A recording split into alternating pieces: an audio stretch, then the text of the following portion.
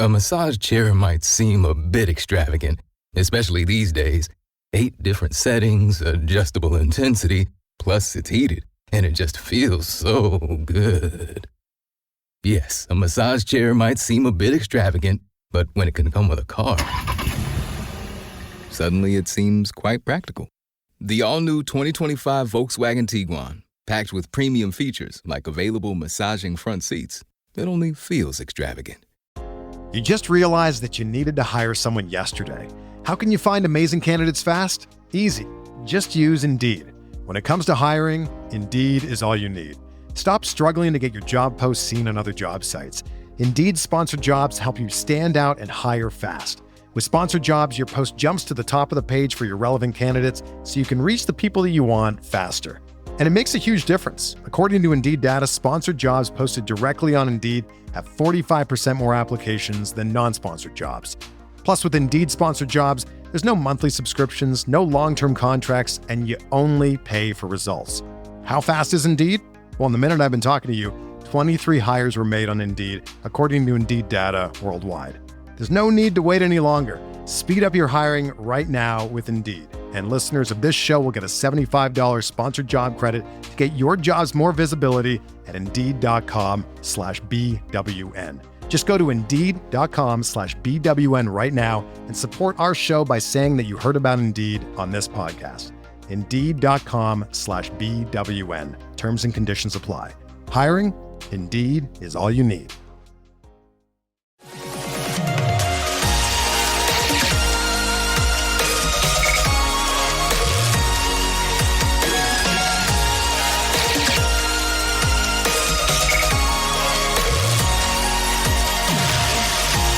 And away we go. Episode 1108 of the Al Galdi podcast. It is Tuesday, July 8th, 2025. It is the first full day for Miguel Cairo as Nationals interim manager. The Nats on Monday afternoon named their bench coach, Miguel Cairo, as interim manager.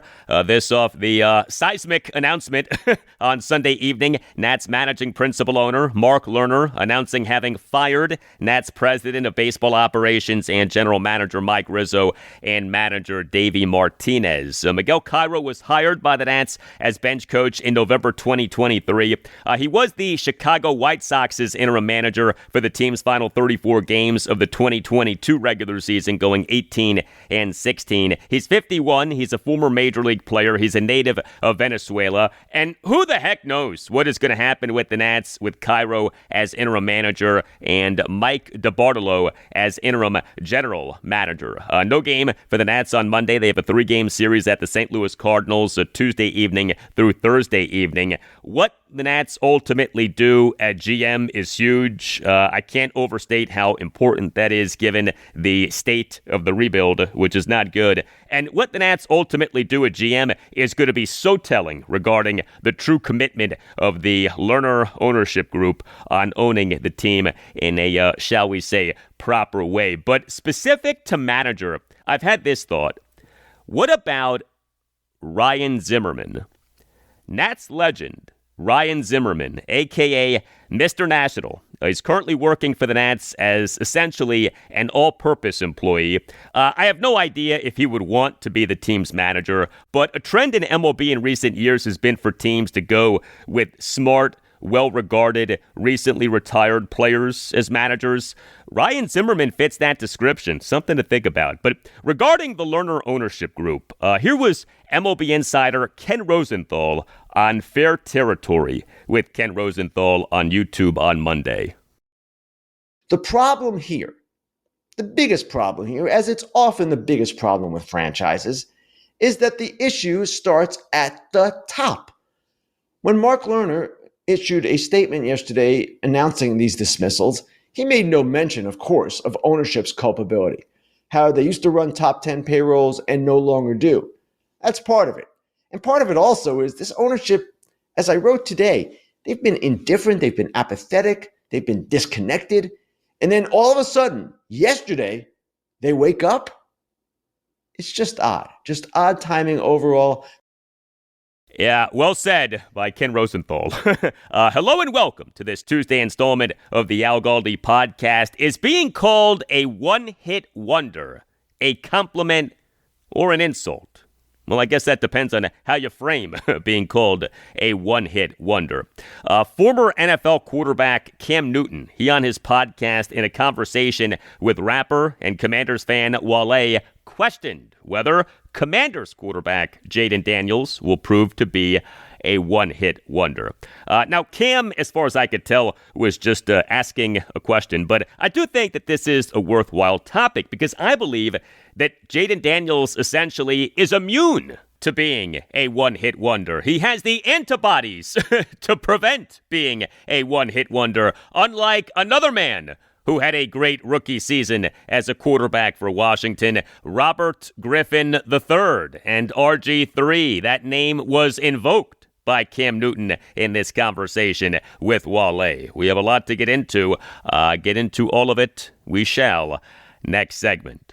Also on the show, in-depth analysis of the Wizards' 2025 offseason so far, as we'll chat with Greg Finberg of Bullets Forever, which is a good site about the Wizards. Greg also is the host of the Wizards podcast. With Greg, we'll discuss the Wizards now having 9 players taken in the first rounds of the last 3 NBA drafts, the intellect behind the team having so many second-round NBA draft picks, what the likely usage of the team's ample salary cap space in the 2026 offseason will be, the extent to which CJ McCollum will be a viable trade chip for the team this coming season, insight on Tre Johnson off the Wizards taking him with the number 6 overall pick in the 2025 NBA draft, whether the team will trade Corey Kispert this offseason, and more. If you are a Wizards fan, trust me, you don't want to miss this. Greg Finberg later in the show. By the way, the Wizards on Monday afternoon announced their roster for NBA 2K26 Summer League 2025 in Las Vegas. So the roster features 8 players selected in the 2024 and 2025 NBA drafts. You can hit me up on X at Al Galdi. You can email me the Al Galdi podcast at yahoo.com. Lots of feedback on Mark Lerner firing Mike Rizzo and Davey Martinez from Don John 2 on X on Mike Rizzo. His trades were outstanding leading up to the World Series and Juan Soto, but Rizzo could never figure out the bullpen and was a bad drafter unless a Strasburg or Harper existed. Thank you for that, Don John. Lots of truth in that. From John on Mike Rizzo, World Series champ. He didn't draft well, but he made up for that in trades and free agency. He was always held back by ownership. Thank you for that, John. It's very hard to make up for bad drafting with trades and free agency, and if you do, you almost certainly can only do that for so long, and that's what happened with Mike Rizzo. His trades in recent years did continue to be good, but his free agent signings in recent years have been really bad. And yes, he in recent years had a paltry budget with which to work, but what he did with that budget was not at all impressive. From Neil Mullen on X, anyone who feigns surprise that a payroll of around $80 million for active players is failing to launch has not been paying attention. The drafting has not been good enough, and the game management has been questionable, but these two are taking the hit for the Lerner's failures. Thank you for that, Neil. From Solid Rock on X, how about Mike Rizzo's free agent signings? Cesar Hernandez, Nelson Cruz, Joey Gallo. Thank you for that, Solid Rock. I hear you. From LD Saint in Virginia on X, nothing happens until the owners sell. Everything else is shuffling the deck chairs on the Titanic. Thank you for that, LD. That may well be true. From Andrew H. on X, ownership clearing the decks to sell the team. Thank you for that, Andrew. Maybe, hopefully, but not necessarily. From Mike on X, the Nats will have an interim GM run a draft and a trade deadline where the Nats will be sellers less than ideal. Thank you for that, Mike. You're not wrong. From TerpsFan02 on X, Rizzo drafts are horrific if you are truly honest about them. That has killed the rebuild, along with Mark Lerner being a useless owner. Thank you for that, Terps fan 02. From T. Kennedy on X, Alex Anthopoulos came to the Braves in 2017 and ran laps around Rizzo and showed how a rebuild should be done. Braves won 96 games in 2013, suffered through 4 down years, though never reaching 100 losses, and were back to 90 wins in 2018. It's a lie that it takes 6 or 7 years to rebuild. Thank you for that, T. Kennedy. Atlanta Braves president of baseball operations and general manager Alex Anthopoulos is one of the best executives in MLB. He, in November 2017, was hired by the Braves as their executive vice president and general manager. In February 2020, was promoted to president of baseball operations and general manager and received a contract extension. He, in January 2024, received another contract extension. The Braves under Anthopoulos have won the 2021 World Series and have made the playoffs in each season since he joined the team. Think about that. Now, the Braves this season aren't doing so well, but Alex Anthopoulos, to me, is an elite GM. Speaking of elite, the NACE Law Group, accident and injury lawyers. It has been a Washington, D.C. institution for decades. If you feel that you've been wronged, if you think that you've been wronged, but aren't sure, contact the NACE Law Group, Accident and Injury Lawyers, and schedule a no-obligation appointment. Call 202-902-7611 or visit WashingtonDCInjuryLawyers.com and tell the NACE Law Group that Al Galdi sent you. The NACE Law Group offers fierce advocacy on behalf of medical malpractice, birth injury, and personal injury victims. Led by the great Chris Nace, the NACE Law Group is focused on providing exceptional care and counsel for those who need such things the most. The NACE Law Group fights for what it believes in, you, your family, and your future. You with the NACE Law Group have an experienced advocate on your side. The NACE Law Group has secured millions of dollars in verdict and settlement amounts for clients to better enable them to care for themselves and their families. Call 202-902-7611 or visit WashingtonDCInjuryLawyers.com and tell the NACE Law Group that Al Galdi sent you. That's 202-902-7611 or WashingtonDCInjuryLawyers.com, and make sure that you mention that Al Galdi sent you. The NACE Law Group, Accident and Injury Lawyers. You just realized that you needed to hire someone yesterday. How can you find amazing candidates fast? Easy. Just use Indeed. When it comes to hiring, Indeed is all you need. Stop struggling to get your job posts seen on other job sites. Indeed sponsored jobs help you stand out and hire fast. With sponsored jobs, your post jumps to the top of the page for your relevant candidates so you can reach the people that you want faster. And it makes a huge difference. According to Indeed data, sponsored jobs posted directly on Indeed have 45% more applications than non-sponsored jobs. Plus, with Indeed sponsored jobs, there's no monthly subscriptions, no long-term contracts, and you only pay for results. How fast is Indeed? Well, in the minute I've been talking to you, 23 hires were made on Indeed, according to Indeed data worldwide. There's no need to wait any longer. Speed up your hiring right now with Indeed. And listeners of this show will get a $75 sponsored job credit to get your jobs more visibility at Indeed.com/BWN. Just go to Indeed.com/BWN right now and support our show by saying that you heard about Indeed on this podcast. Indeed.com/BWN. Terms and conditions apply. Hiring? Indeed is all you need.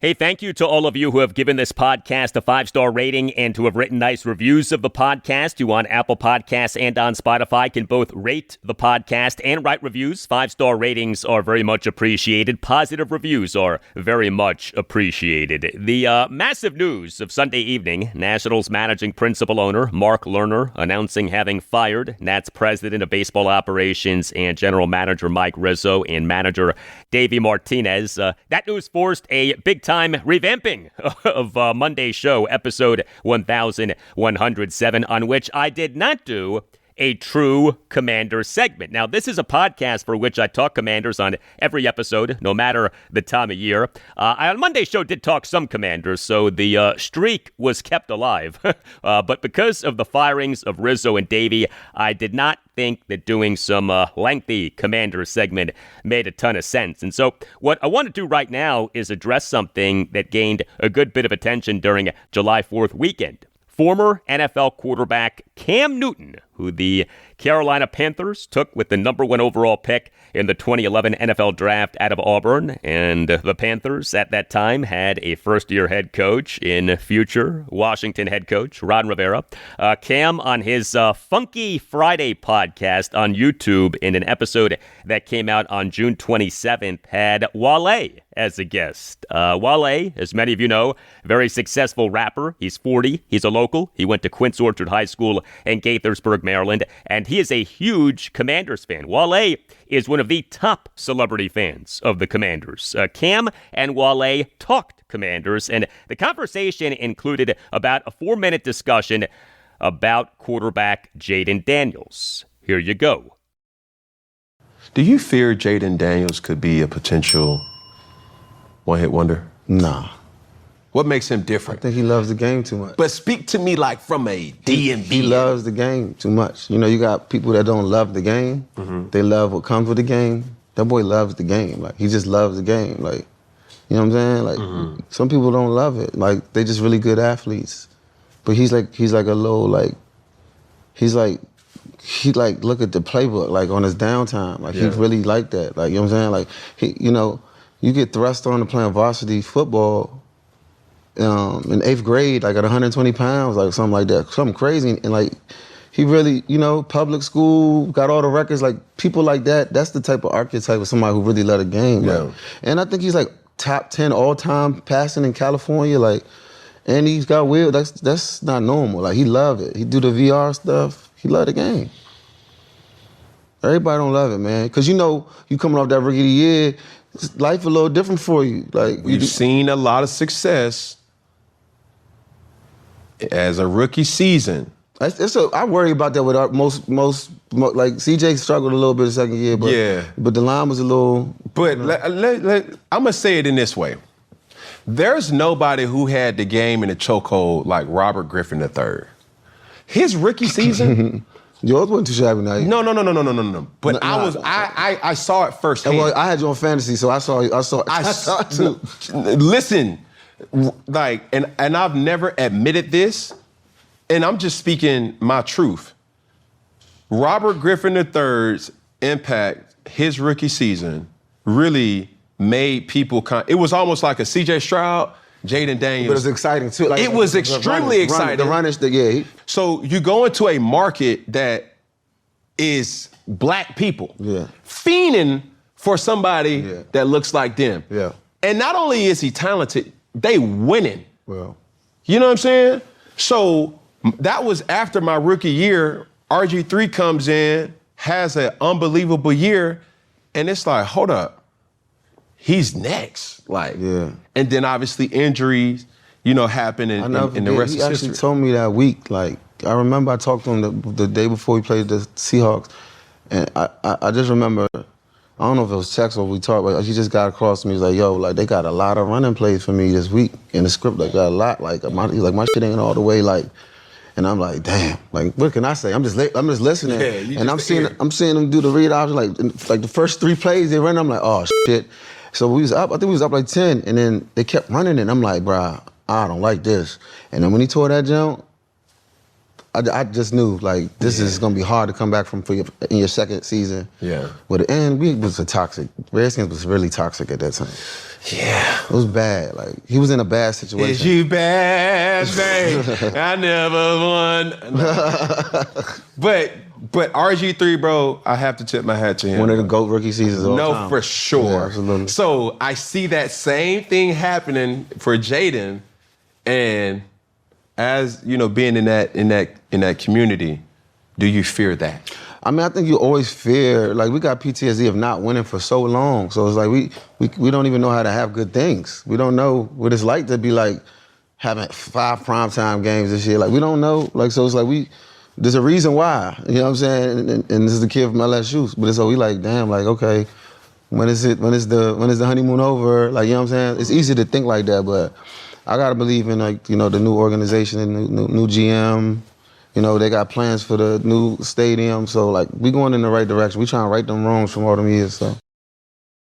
All right, so that was Cam Newton and Wale on Cam's Funky Friday podcast on YouTube in an episode that came out on June 27th. There was a lot to what we just heard. First of all, you can tell that Wale is a legit Commanders fan. When you're a hardcore fan of a team, it's easy to tell who is and isn't hardcore. Like, you could tell pretty quickly whether someone knows his or her stuff about your team. Wale knows his stuff about the team. You could tell that by what he said and what we just heard. Also, it to me was funny to hear Cam Newton gush over Robert Griffin III's great 2012 rookie season for the Redskins, because that great rookie season happened one season after Cam's great rookie season, which, in my opinion, heavily influenced RG3's great rookie season. I'll never forget a Skins loss at the Panthers in the 2011 regular season. October 23rd, 2011, a 33-20 Skins loss at the Panthers. The Skins executive vice president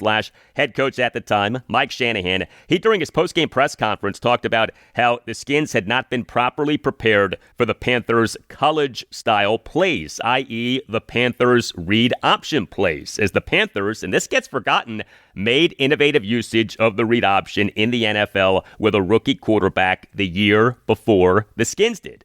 And I've always thought that this loss for the Skins at the Panthers in October 2011 was when the light bulb went off in Mike Shanahan's head of, oh, this read option thing can work in the NFL. And that helped to lead to what happened in the 2012 season with the Skins offense for RG3. But Cam Newton is OG RG3. Now, Cam has taken some heat for, in the cut that we just heard, pushing this question of whether Jayden Daniels might be a one-year wonder. The idea being that Cam was hating on our guy, JD5. Maybe Cam was. I didn't take it that way. I took what Cam did more as him being a provocative host and asking a thought-provoking question. But regarding this question of whether Jayden Daniels might be a one-year wonder, I would say this. Beyond the obvious caveats of injury and or some behind-the-scenes issue of which we're unaware, Jayden Daniels is one-year wonder proof. In other words, there's every reason to believe that he is not a one-year wonder. One of the reasons would be what we heard our guy Wale talk about, Daniels' incredible work ethic and passion for football. But we heard Cam Newton make the RG3 comp. There are so many differences between the RG3 situation and Jayden Daniels' situation. Number one, and Wale mentioned this, the Skins during RG3's time with the team were a toxic mess, thanks primarily to the lead owner at the time, a man named Dan Snyder, who befriended and empowered RG3 to where he became insubordinate regarding Mike Shanahan. As far as we can tell, there is no such dynamic involving Jayden Daniels, who, by the way, appears to be infinitely more mature than RG3 was and perhaps still is. Number two, RG3 came into the NFL as a really bad traditional pocket passer, and he never became a good pocket passer. That was why Shanahan embraced the read option. That served as a bridge to when RG3 hopefully would be a better pocket passer. Jayden Daniels this past season proved himself a lethal traditional pocket passer, who of course could also be lethal via the read option. Number three, RG3 was injury prone. Jayden Daniels is not injury prone. RG3, while playing for Baylor, tore his right ACL in September 2009. He tore his right ACL and LCL in the famous 24-14 loss to the Seattle Seahawks at FedEx Field on January 6, 2013 in the wildcard round of the NFL playoffs.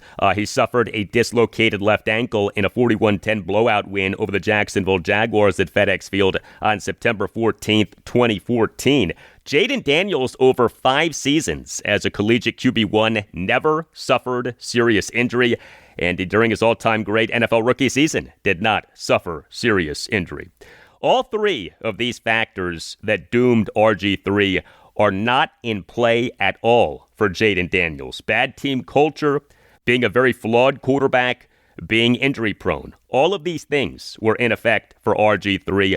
All of these things would be reason to believe that a quarterback who had a great rookie season might be a one-year wonder, but not a single one of these things is in effect for Jayden Daniels. There's also this. Jayden Daniels, in his all-time great rookie season, performed at a level so good that, historically speaking, it's very unlikely that he was a one-hit wonder. When a guy is that good as a rookie, that's almost never a fluke. That's almost always a sign that a guy is legit. Let's take a look at ESPN's total QBR. Daniels, for the 2024 regular season, was number 4 among all qualified quarterbacks in the NFL in total QBR, 70.6. QBR is on a scale of 0 to 100. A total QBR of 70.6 is outstanding. The QBR data started with the 2006 season. Jayden Daniels' 70.6 total QBR is just the third instance of a qualified rookie NFL quarterback having a total QBR of at least 70 for a regular season. The other two instances, Russell Wilson in 2012, total QBR of 74.8. Dak Prescott in 2016, total QBR of 77.6. Wilson and Prescott are not one-hit wonders. We can debate how good each guy has been, but Wilson and Prescott have had good, if not very good, careers. Those guys' high-level rookie seasons were indicative of what was to come. Here's something else. Pro Football Reference has a stat called approximate value. It's similar to wins above replacement WAR in baseball. Approximate value per Pro Football Reference, quote, is an attempt to put a single number on the seasonal value of a player at any position from any year since 1960, end quote. The formula for approximate value is complicated, but this is just a nice one-stop shop for player value in the NFL going back decades. Well, Jayden Daniels for the 2024 regular season had an approximate value of 20, highest approximate value for a rookie quarterback since the 1970 NFL-AFL merger. The previous record was 19 by Cam Newton in the 2011 regular season. It's very hard to be as good as Jayden Daniels was as a rookie and not be legit, especially given the absence of any obvious one-hit wonder factor. So, again, beyond the obvious caveats of injury and or some behind-the-scenes issue of which we're unaware, Jayden Daniels is one-year wonder proof. In other words, there is every reason to believe that he is not a one-year wonder. Are you looking to upgrade the heart of your home? Whether it's time to repair your gas fireplace, modernize your hearth, or simply add more comfort and style, Nova Fireplace and Stove is Northern Virginia's go-to expert for heat, safety, and home transformation. Nova Fireplace and Stove is a family-owned, fully licensed and insured company with over-the-top credentials, gas and electrical master's licenses, a Class A contractor's license, and a long list of 5-star reviews to back all of this up. Nova Fireplace and Stove has a beautiful showroom in Woodbridge, Virginia. That's where your dream fireplace begins. Come in and see Nova Fireplace and Stove's stunning displays, including custom fireplace glass doors and stone refacing options that can completely transform the look of your fireplace. From sleek and modern to rustic and cozy, Nova Fireplace and Stove has something for every style. And here's what else Nova Fireplace and Stove offers: gas fireplace service and repair, chimney cleaning and brickwork repair, general installation, panel replacements and water heater repairs, smoke detectors, security lights, and more. Every job includes a free in-home estimate. And for listeners of the Al Galdi podcast, Nova Fireplace and Stove is offering $25 off any service. Just mention this ad. Nova Fireplace and Stove only works in Northern Virginia, and this knows the homes, the codes, and the people. Your satisfaction is 100% guaranteed because Nova Fireplace and Stove takes pride in every flame that is lit and every customer who is served. So stop by the showroom, see what's possible, and let Nova Fireplace and Stove help you bring warmth, safety, and style to your space. You could also visit NovaFireplaceandStove.com. Nova Fireplace and Stove, where comfort meets craftsmanship and your fireplace becomes the heart of your home.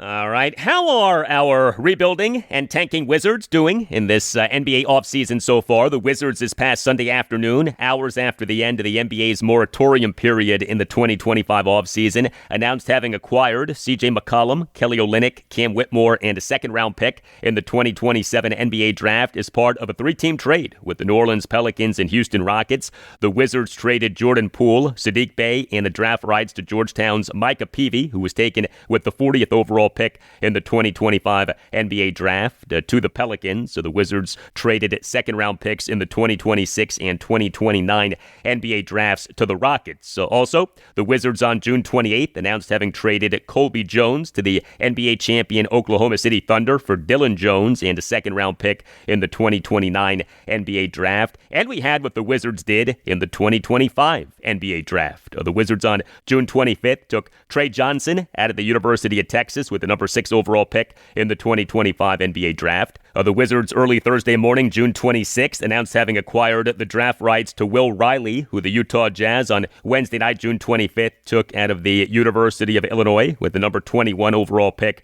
in the 2025 NBA draft. The Wizards for the Jazz took Walter Clayton Jr. out of the University of Florida with the number 18 overall pick in the 2025 NBA draft. And the Wizards on June 26th took Jameer Watkins out of Florida State with the number 43 overall pick in the 2025 NBA draft via that trade with the Jazz. For analysis of the work of Monumental Basketball President Michael Winger and Wizards General Manager Will Dawkins this offseason so far, I am very pleased to welcome back to the Al Galdi podcast Greg Finberg of Bullets Forever. He also is the host of the Wizards podcast. You can follow Greg on X at Greg Finberg. Hey, Greg, how are you?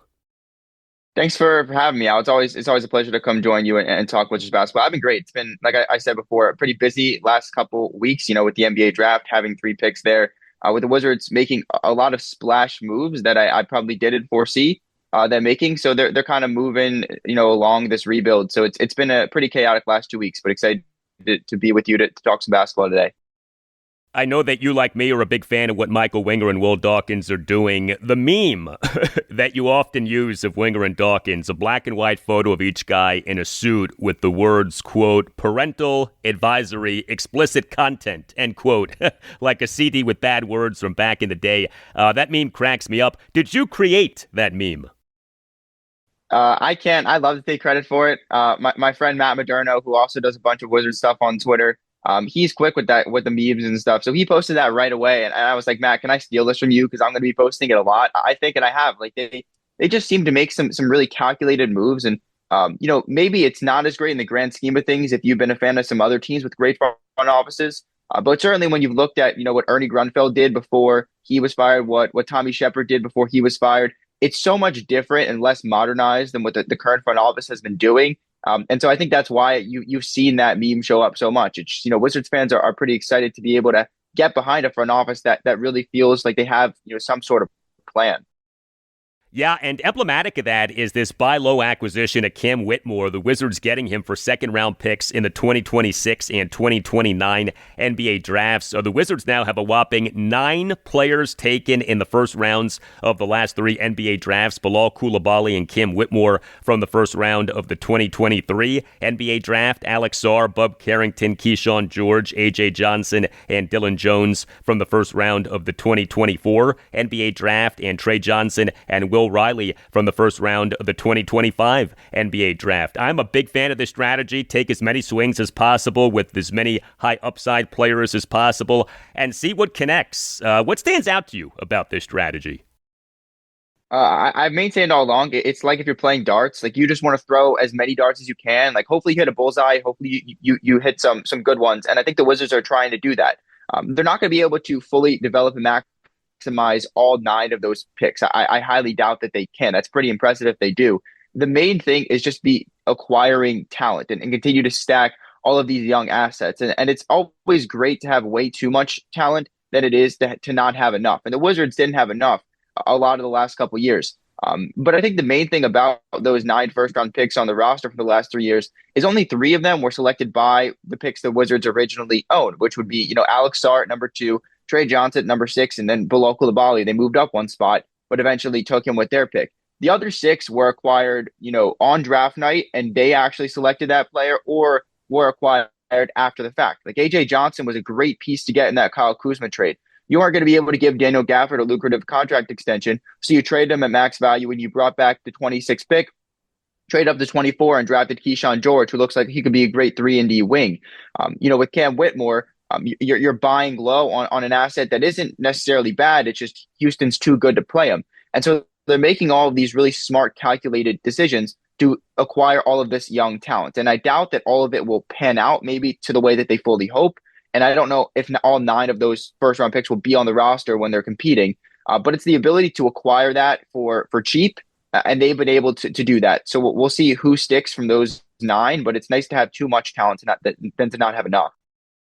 We know the deal with second-round picks. They often don't amount to much in terms of players, but second-round picks can work out in terms of player selections. And for the purpose of the Wizards recently, second-round picks have been used as trade chips. So the team hoarding these second-round picks, to me, does make sense.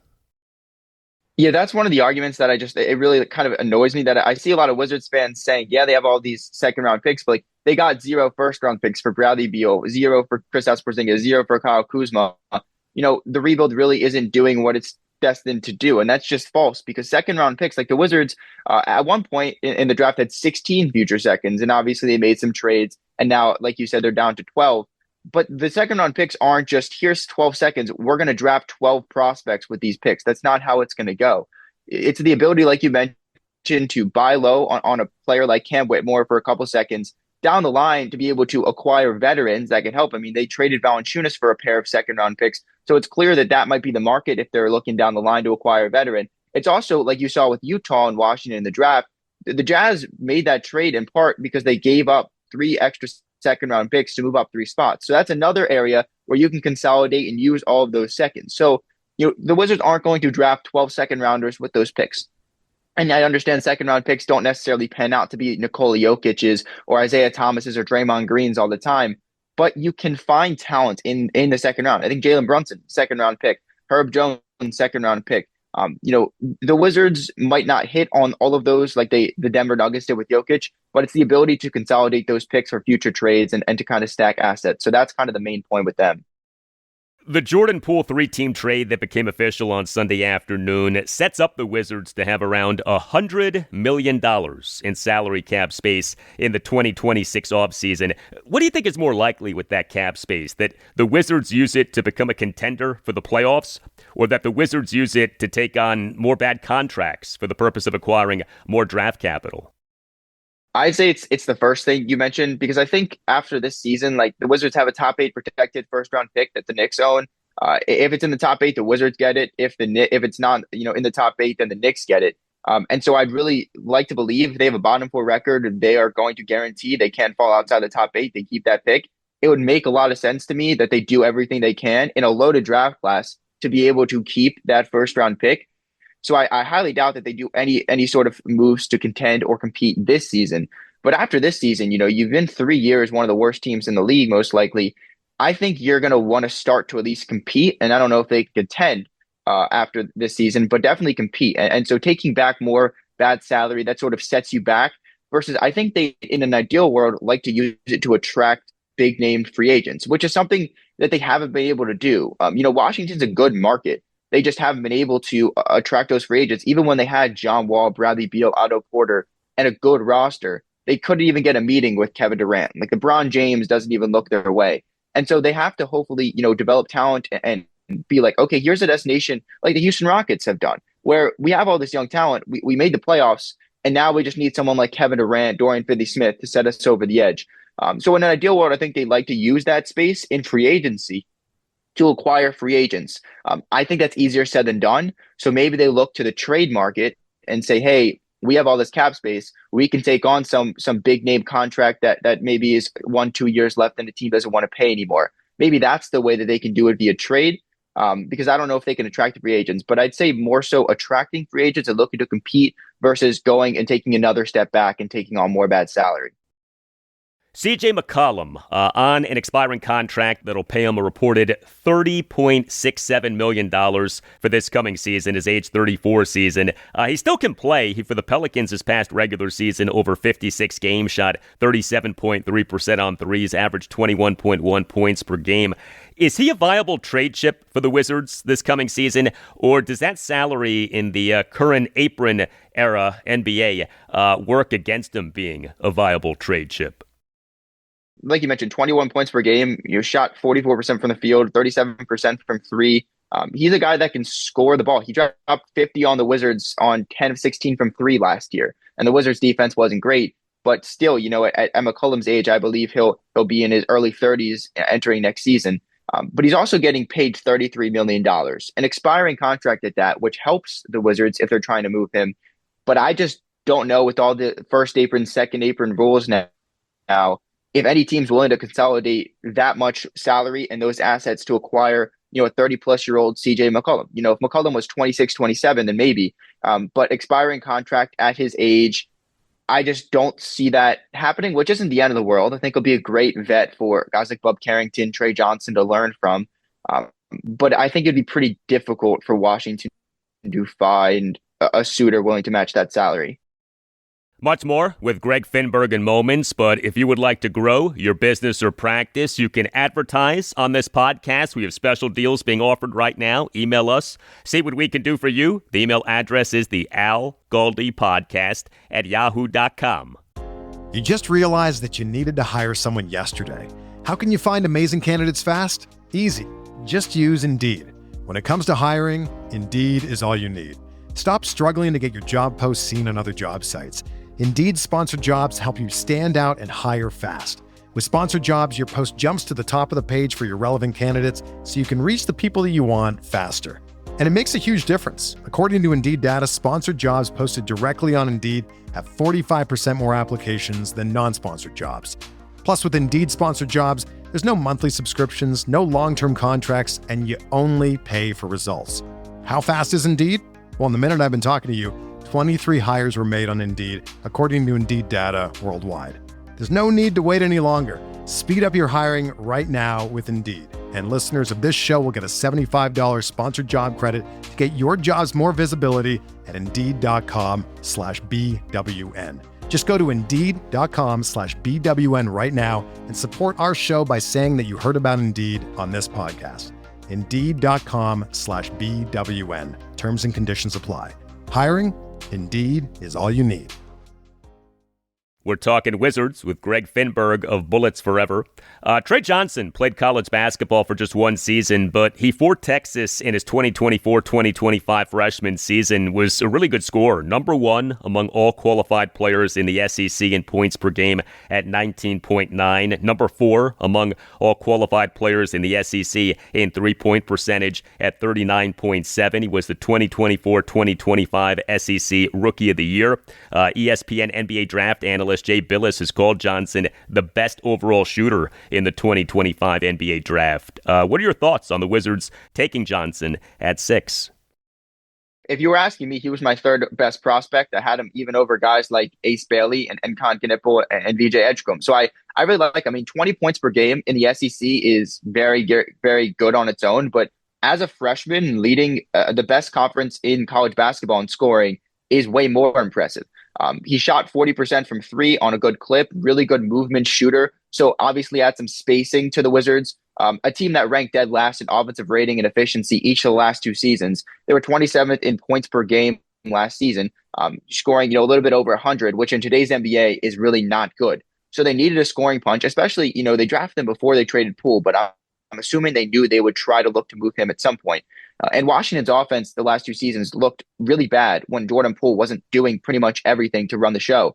And now they give the keys to Bub Carrington, I would assume, at guard. He's alongside a guy like McCollum. And you have Tre Johnson, who can come off the bench maybe or eventually start and score the ball, certainly space the floor. So I like that Washington, decided to go with offense here instead of just looking for someone that can be a two-way player.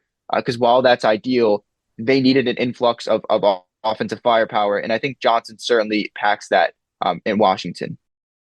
I have seen people complain about the Wizards having too many 2s/3s and not enough 4s/5s. And I'm like, who cares about positions? The NBA for years has become an increasingly position-less league. B, the Wizards as a rebuilding team should not care one bit about positions. This is all about getting as much talent as possible and seeing who works out. Worry about positions later, to whatever extent they should be worried about at all in today's NBA. Am I being too dismissive about the concern about what the Wizards have at various positions? You're spot on with the assessment. I wish you could kind of put your thoughts into the heads of all Wizards fans, because the uproar after the draft when the Wizards had 3 picks and decided not to take, a forward or a center with those picks, they clearly do have a hole there in terms of depth. Like Sarr could play the 4 or the 5. You acquired Kelly Olynyk. He's more of a 5. And then you got, Richaun Holmes was $250,000 guaranteed. So maybe they bring him back. Maybe they don't. Tendered a 2-way qualifying offer to Tristan Vukcevic, so maybe they bring him back too. But they're thin at the front court, and that's okay. But you certainly, if you have a guy like Jameer Watkins or Will Riley on the board, and you have another forward or center that's 4 or 5 slots behind them in your draft board, you're not going to reach on that guy just so maybe you can win 1 or 2 more games this season. That's not the point of a rebuild. You're not looking to make the play-in or playoffs next season. You can address that next season with all the money you have in free agency, what you can do it in the draft via trade, whatever you do, but you don't need to reach on that, even in free agency. I thought maybe with their mid-level exception, they have the full non-taxpayers. That's about $14 million. I thought that they would maybe look to acquire, one of the older veterans in free agency on a cheaper 1-year deal. That was always a possibility. They've clearly not gone in that direction, but that's okay. Like, they have 9 wings on this roster. That's a lot of wings, but that's clearly the formula that Will Dawkins is going with. Like, we want athletic 2-way wings that can shoot the ball, defend multiple positions, and that's kind of what they're looking to acquire. They have a lot of them. Not all of them are going to be here for a while. Not all of them are going to pan out. But like you said, you'd rather have too much talent than not be able to have enough. And so I really do like what they're doing. And just, here's a talented player. I don't care if you are a center, a forward, a wing, a guard. We're going to bring you in because we like what you can be. And if you are really that good, we'll find a role for you at some point. So again, the drafting for fit, the signing for fit when you're a rebuilding team just never makes sense to me. So I'm glad you're on the same page. The Wizards this past October 21st announced having signed Corey Kispert to a contract extension. He's entering his age 26 season off having been taken by the Wizards with the number 15 overall pick in the 2021 NBA draft at Gonzaga. Do you think that the Wizards will trade Kispert this offseason? You're not going to like this answer, but it's like I'm like 50-50. I can't give too much of a definitive one. He's a good contract, right? Starting a 4-year deal where he's getting paid around $13 million per season. He's not coming off the best shooting season, I believe around 35% from 3, but he's shown an ability to shoot 39, 40+% on a good volume. He's been asked to do a lot more offensively on a Wizards team that didn't have many pieces, but he's a really smart cutter, smart basketball player, good shooter when he's on, and has shown an ability to drive to the rim. He was one of the best Wizards in terms of, scoring around the rim, shielding defenders, being able to finish through contact. So he's not just a shooter. He's developed into more of that. And I think on a contending team, his skill set will be better utilized than on a Wizards team where he's asked to put the ball on the deck, I think, far too often, asked to do too much far too often. So certainly probably their best trade piece, not in terms of pure talent, but in terms of talent plus age plus contract. And so maybe a contender is like, hey, we have an expiring contract. We would like you to take that. We'll attach, a pick or 2, and you can take that back. Because Kispert, after the season, is Washington's highest paid player, which is incredible to say. But entering 26, 27, he'll be making $13 million, which I believe is just above Alex Sarr, who's making 12. So again, I think, now that if they bring Holmes and Vukcevic back, they have 17 standard deals. Certainly moves will have to be made. And if they don't want to cut any of the players on their roster, maybe finding a partner for Kispert now. And I will mention, he's the longest tenured Wizard. He's the last Wizard that was drafted by Tommy Shepard that's still on the team. And this front office has shown no fear in trading the guys that aren't their own, guys that they didn't draft, guys that they didn't bring in. They did it with Danny Avdia, so I certainly wouldn't be surprised if they did it with Corey Kispert. Yeah, that's exactly what I've been thinking. When referring to who is running Wizards basketball operations, refer to both Michael Winger and Will Dawkins because it is not crystal clear who makes what decisions. It is Dawkins who handles most of the press conferences for basketball ops. What is your understanding of the team's decision-making in basketball ops right now? From an outside perspective, it seems like Dawkins is kind of the basketball guy. Like he kind of has full autonomy to make the moves because the moves he's been making are very reminiscent of what the Thunder did all those years that he was there. And Winger was with Clippers and they had a similar rise, but they did things a bit differently than the Thunder. The Clippers weren't, let's draft all these great players, develop them, and then add some veterans. They were, okay, let's attract these big name free agents. Let's make these big time trades. You've seen some of that with the Wizards in how they're structuring that big picture stuff. So maybe Michael Winger's like the big picture guy. But remember, he also is in charge of Monumental Sports. So he's doing stuff with the Mystics too. So it's not necessarily just he's Wizards. Whereas I think Dawkins is, okay, I can pretty much do whatever I want basketball wise. He's running the show. I'm sure Winger's over his shoulder kind of, maybe okaying decisions or saying, yeah, I like this, or maybe we should do that. But it seems like Will Dawkins is kind of running the Thunder blueprint of what to do. Draft a bunch of players, rebuild for a couple years, develop that talent as best as you can, and then fill in the holes when you're looking to contend. It's very reminiscent of that. So I'd say he's more so in charge of the basketball stuff, and I think he's done a great job. The Wizards are a really good young team. They have to develop talent, so they've acquired the talent. It's now time to develop that talent to manage all of these assets that you have, and then hopefully contend. So he's kind of doing well so far, but there's certainly a ways to go. The current collective bargaining agreement between the NBA and NBA Players Association took effect on July 1st, 2023. The CBA includes what is known as the second apron, which essentially is a financial threshold at which offending teams are penalized harshly. And so a result, at least in theory, will be greater parity. When we think about how the Wizards should be going about the rebuild, are we now in an NBA era in which the idea now is more depth than having a big three? So having, a big two or a big 1.5 and depth as opposed to having a big three and then not much else? I certainly think that is shifting away from the big three. And it's kind of funny, by the time we're recording this, Bradley Beal is about to get bought out by Phoenix at any point. And clearly that, experiment at Phoenix didn't work. They tried to construct a big three, and they had no depth whatsoever. Their defense was awful. Outside of Beal, Durant, Booker, they didn't have many people that could score the basketball or defend. And that's because they were paying 150 plus million to their top three guys. Like, that's just not the way the league operates. You saw with the Thunder, like, they have Shea and they have Chet and they have, J-Dub, but they still have a really talented roster. The Pacers are probably the best example of, yeah, we have some really great players, but it's our depth that's going to kill you. And that's why they were able to beat the Cavs and they were able to beat the Knicks, is because they had so much depth. So I think, the league is certainly shifting away from the big three. The aprons are no help to a team looking at acquiring a big three. I think it's just draft really well, sign some good free agents, and make sure that you're not just consolidating your scoring to a couple of guys. You need guys that can do it on both ends. And the Wizards are trying to prioritize that with how they're drafting. Like, they're not just drafting guys that can only score, can only defend. They're at least trying to draft guys that in an ideal world can do both.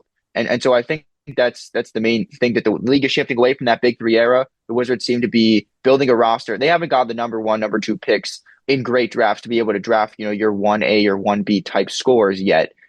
But they still have a lot of talent on the roster. So maybe they are able to get by with the depth that they have at some point down the line. But certainly the Pacers are a team that showcases the shift in the league. Greg Finberg of Bullets Forever, host of the Wizards podcast. Greg, thanks. All the best. Yep. Thanks, Val. I appreciate it. All right. Good stuff from Greg Finberg. Hey, if you're not already subscribing to the podcast, please consider doing so. Subscribing to the podcast costs nothing. Make sure that you never miss an episode and helps us out a lot. And if you are already subscribing to the podcast, thank you.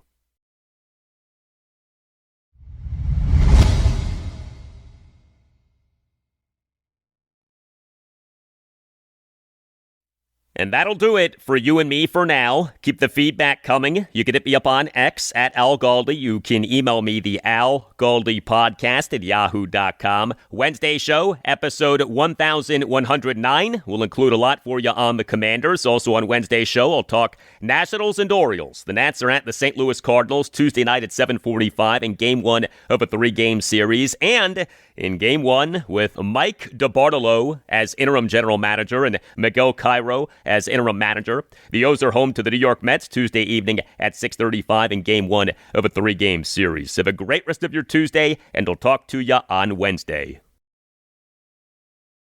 Do you fear Jayden Daniels could be a potential one-hit wonder? Nah. What makes him I different? think he loves the game too much. But speak to me like from a DMV. He loves the game too much. You know, you got people that don't love the game. They love what comes with the game. That boy loves the game. Like, he just loves the game.